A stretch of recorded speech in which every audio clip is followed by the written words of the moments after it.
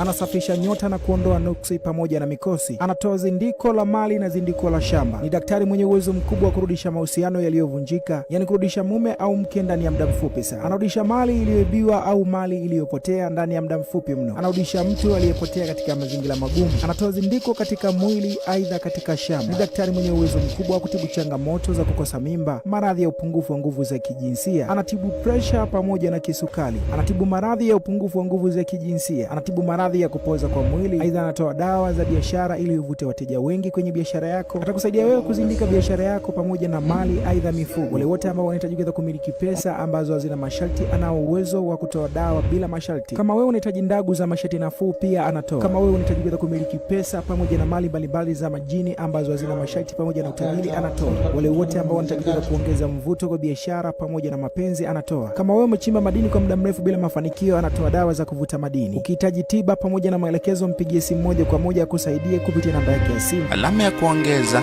254 748 89 5806.